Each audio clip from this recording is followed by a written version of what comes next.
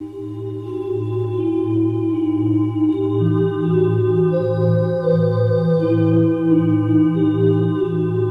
up, everyone? Red Eye Reviews here with another episode of Physical Therapy for you, this time for the month of January 2026. If you're unfamiliar with the series or the channel, Physical Therapy is a monthly series in which I go over all of the Blu-rays, 4Ks, and even DVDs that I pick up in a given month, and I talk about them. Is the movie worth a damn? Is one version of the movie better than the other one? You know, physical media stuff. So anyway, let's get down to it, shall we? So the first thing I picked up in the month of January was from the Barnes & Noble Arrow sale, and that is In the Mouth of Madness on 4K from Arrow. And you might be saying, why do you have a big thick boy edition? Don't you hate those? Well, yeah, I do. I hate them.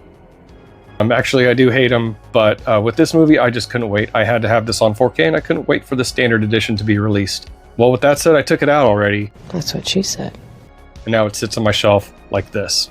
In the Mouth of Madness is one of John Carpenter's better 90s movies. In fact, it may be his last great movie, but hey, I don't know. I ended up only liking this when I had it on the old crusty Blu-ray. And then over the years, I watched it more and more and gradually liked it more and more until this was announced. And I said, I have to have this on 4K. So I went and got it on 4K.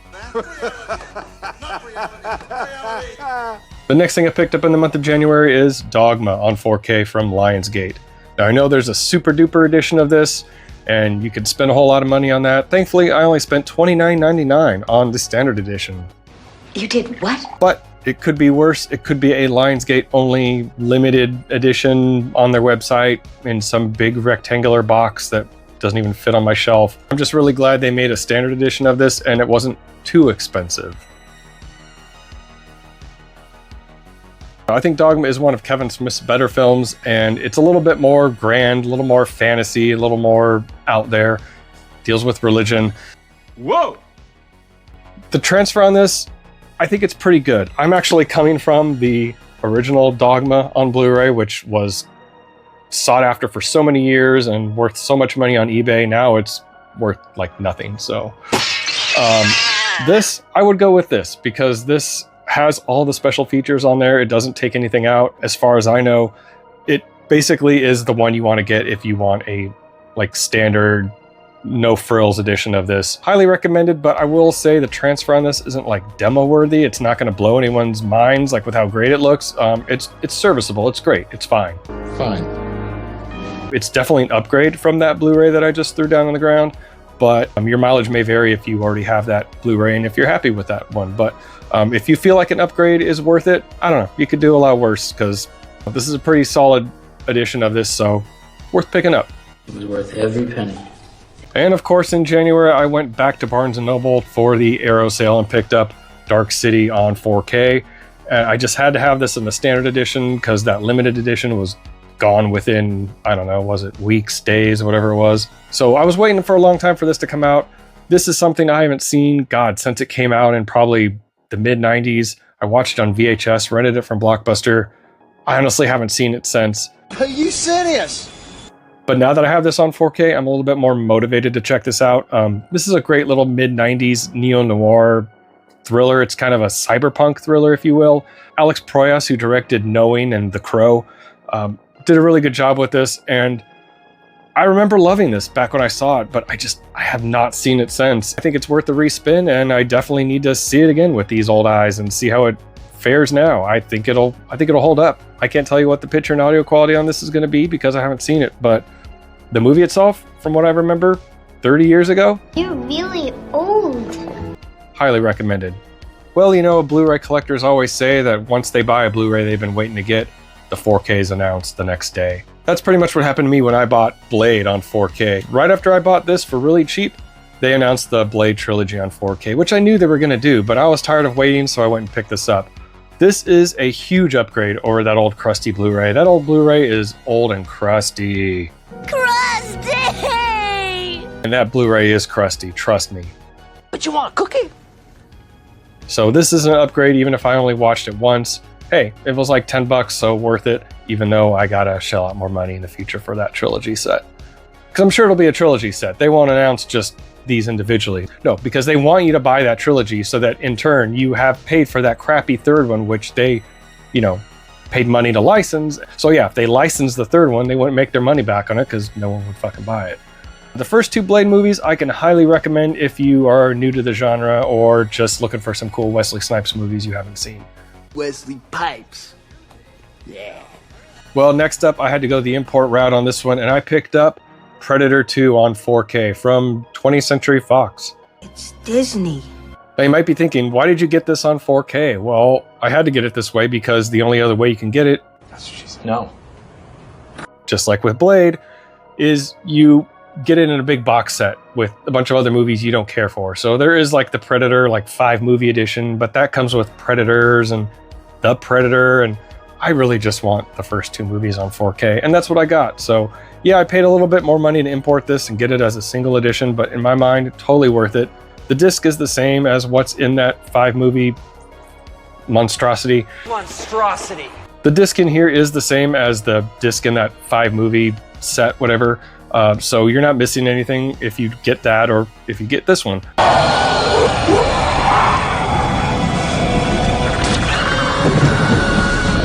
First 2 Predator movies I think are all you really need. This looks and sounds amazing on 4K. I think the Blu Ray 2 itself was a pretty good presentation, so if you're not gonna jump into 4K, that Blu Ray is just perfectly fine.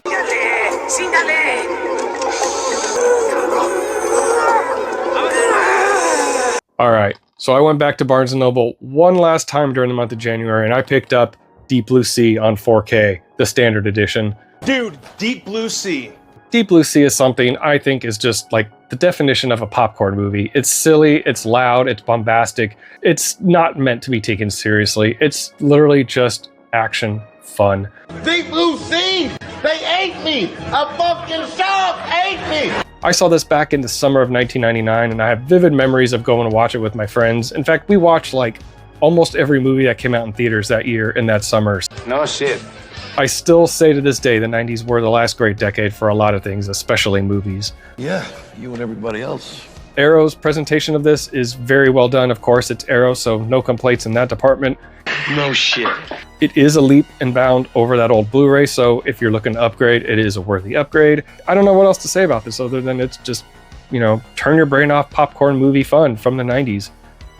I think that's all the recommendation you really need. Next up, I got Spun on Blu-ray. Now, this is a neat little drug movie from the early 2000s that I remember seeing back in a small, cramped indie theater back in the early 2000s. Spun, of course. This is one of the most like accurate drug movies I've ever seen in my life. It gets things like just right. Not that I would know. It's got Jason Schwartzman from Rushmore. It's got the late great Brittany Murphy. It's got John Leguizamo. And like I said, this is one of the most accurate drug movies I've ever seen. It's mostly a comedy, but there's also some dramatic elements in there too. Middle amphetamines. But yeah, it's a neat little early 2000s drug movie, and you know, it's a little nostalgic for me, and again, it just hits all the right beats, and it's a pretty fun, funny, crazy, fucked up ride. It's also pretty hard to find, so I had to kind of shell out a little bit more than I'd like to on eBay, but it, you know, this movie, it's worth it in my mind. This is available on DVD. You'll probably find it on DVD really cheap, but if you want the Blu-ray, you're gonna have to shell out a little bit more on the secondary market. But highly recommended. Great little comedy. Not for the faint of heart if you cannot watch drug movies, but yeah. Michael, who called on the goddamn phone? I don't know, you fucking asshole! All right, and another example of me taking one for the team and buying something and then something else better is announced the next day. I got Rambo First Blood Part 2 on 4K. So I thought, hey, I'd buy the first 3 Rambos individually on 4K over time and just have those. That Steelbook box set is hard as hell to get, and I'm not a fan of Steelbooks anyway, so I'll just buy the 3 individual, right?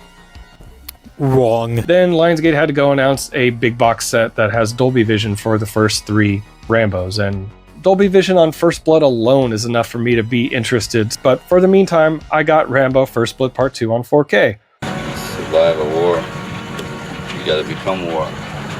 Now, it's funny, I haven't seen Rambo First Blood Part 2 many times in my life. I think I've only literally seen it twice, but I do remember wanting to see it at a very early age. I remember going to the grocery store with my mom back when grocery stores had VHS rental stores in them.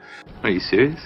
And pointing at the specific VHS of Rambo because I wanted to watch it solely based on this badass cover. And Of course, I was 3 years old. My mom was like, no, there's no way in hell you're watching that. This is a little sentimental for me on that front. So, Mom, if you're watching, love you. I love First Blood so much, and it's not like an action movie. It's just like, it's a drama with action elements. This one I remember being more of an action movie, more just, let's just let Rambo be an action star and blow people away.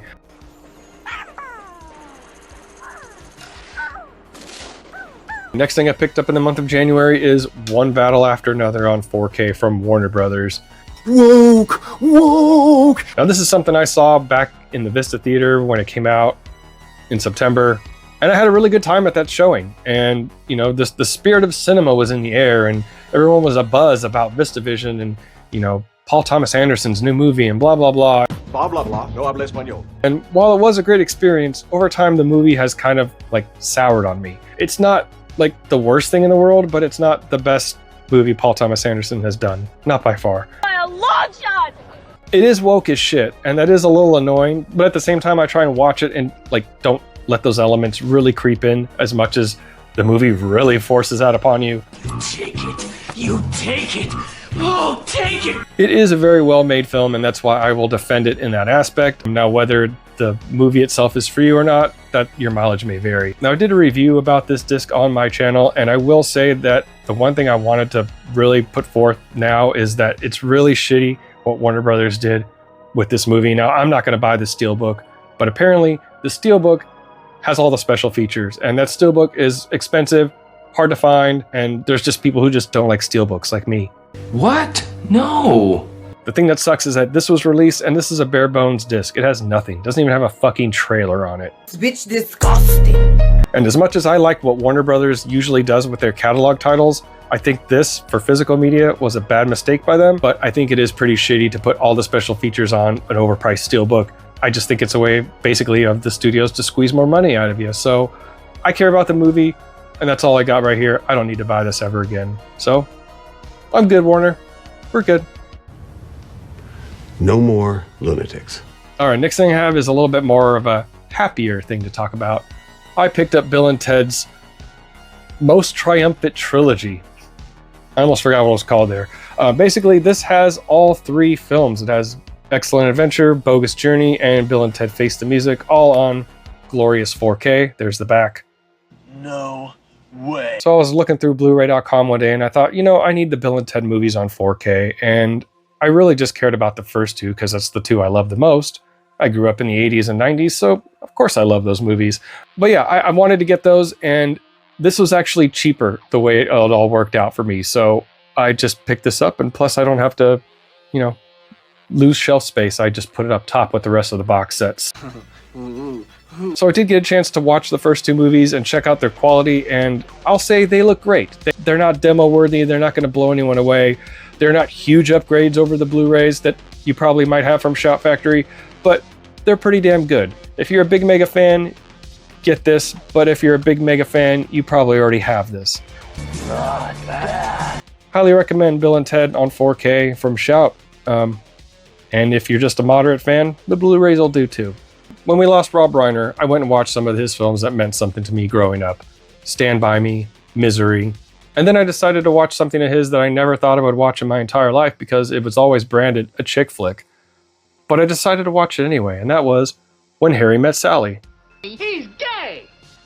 So I picked this up on Blu-ray from Amazon, and it's a Shout Factory Blu-ray release, Shout Select if I recall. And this movie is actually pretty good. It's written very well. I don't even really care for Billy Crystal a whole lot, but he was really good in this movie, I gotta say.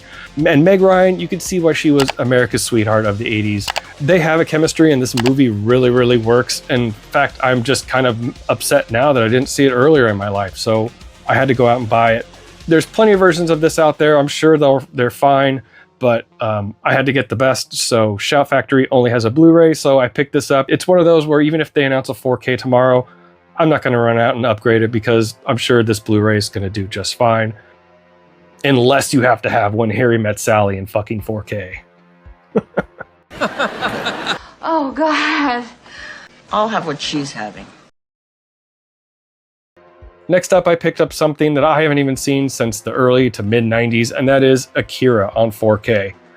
Now, I got this for $11 on Amazon, and while the last time I saw this movie was on a VHS on a TV that was smaller than the TV you're probably watching this video on right now. Now, I know a lot of people online said that the 4K is not a worthy upgrade over the Blu-ray, but this also comes with the Blu-ray, so if I think that 4K looks like crap, obviously I could pop in the Blu-ray. Nobody cares. Akira is one of the defining movies in the cyberpunk genre. I loved it when I saw it back when I was a kid, but I haven't seen it since. But yeah, Akira, what do you think? Do you think the 4K or the Blu-ray is better? Which should I watch first? Let me know in the comments below. Next up, I have a fantastic film from the late great Tobe Hooper, and that is Life Force on 4K from Shout Factory. So Life Force, man, I missed the bus on this movie. I never saw it back in the 80s, 90s, none of that. I didn't see this movie till like 2015, so I was really late to the game on this one. I like this movie a lot. I had the old Shout Factory Blu-ray. I heard the Shout Factory 4K was a huge upgrade, so I bought it. I haven't had a chance to watch it yet. You always say that, the same thing every time. I believe it was one of Shout Factory's earlier Blu-rays, if I'm not mistaken. This next film, I haven't even seen it since it came out in theaters, and that is Bruce Almighty on Blu-ray.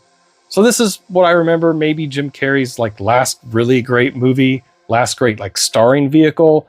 I remember liking this when I saw it in the theater when it came out, but I like something just kind of like, I just never saw it on DVD or Blu-ray. I just never watched it again.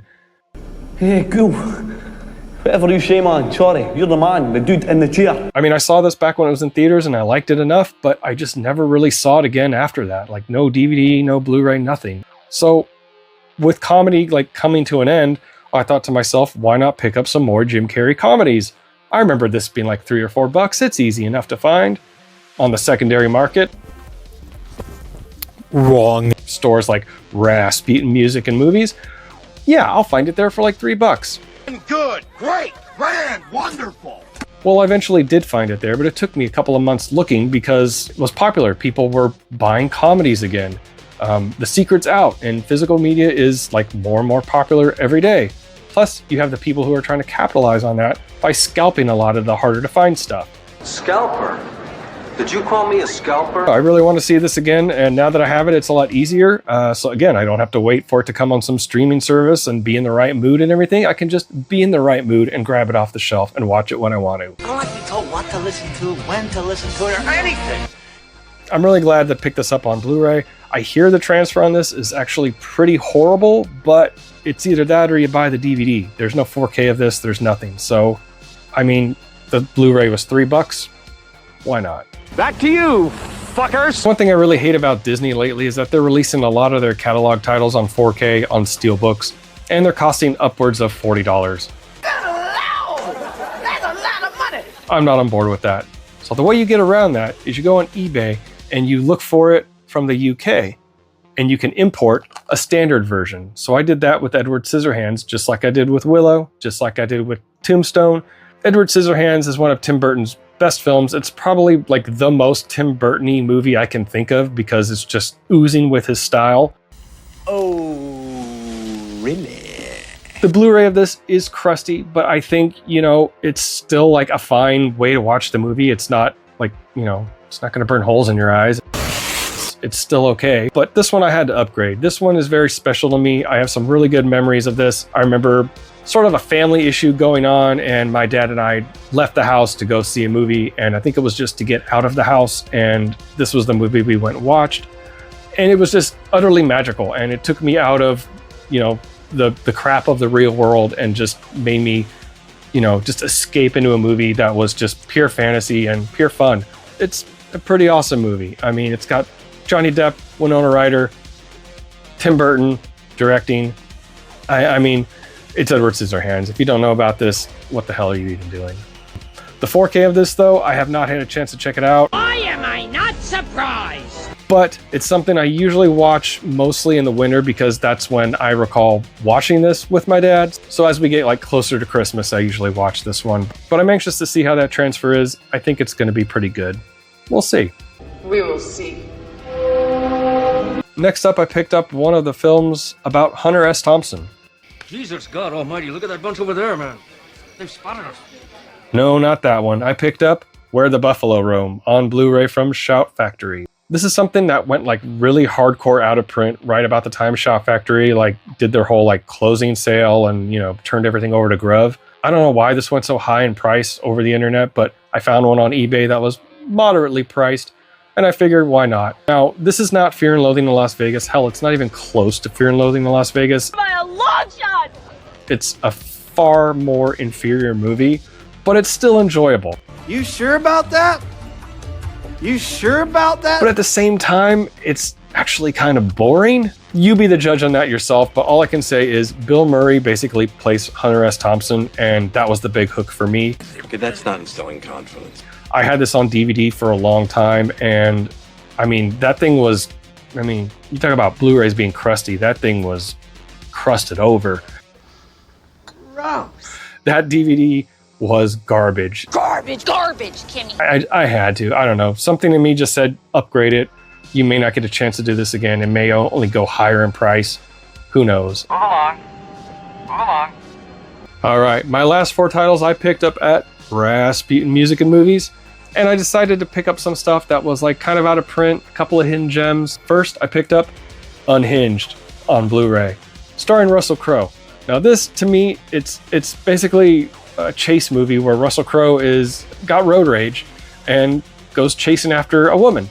Stop him! To me, this was kind of like a grindhouse flick. It felt like a void in the genre that was just missing, and this felt to really fill that void. I'd like to fill her void. Really glad to pick this up. It was like $5.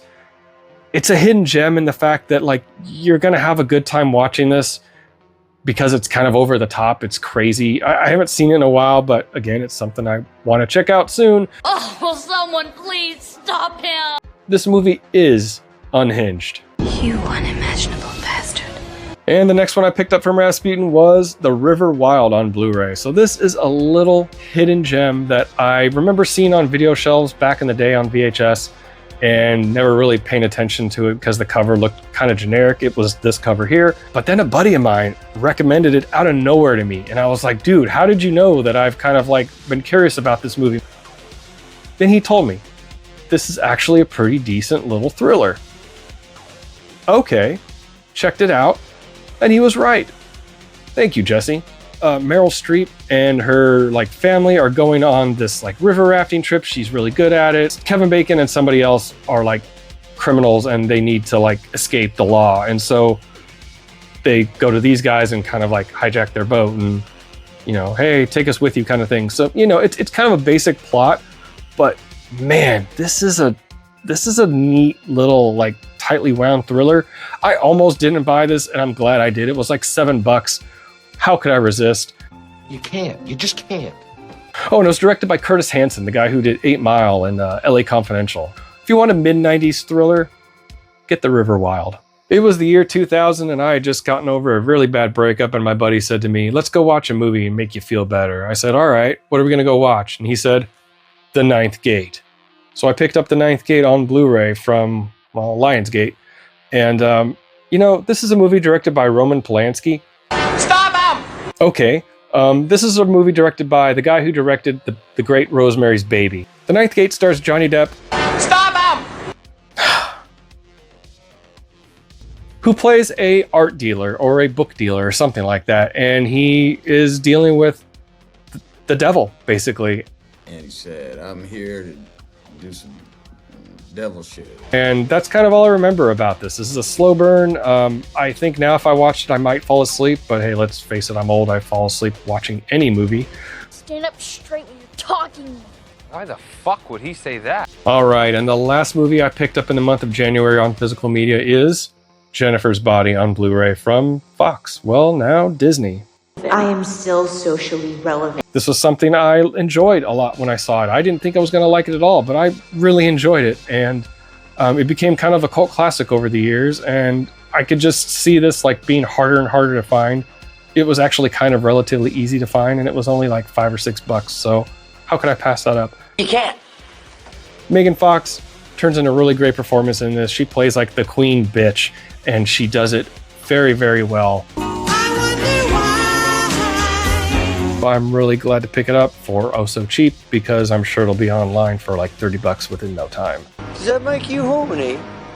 All right, everybody, those were my Blu-ray and 4K pickups for the month of January. Let me know what you thought down in the comments below. I am, of course, behind on making these videos. I still have February and March to tackle, so be on the lookout for those. As always, don't forget to like this video, share and subscribe to the channel, and keep those eyes red, baby. See ya.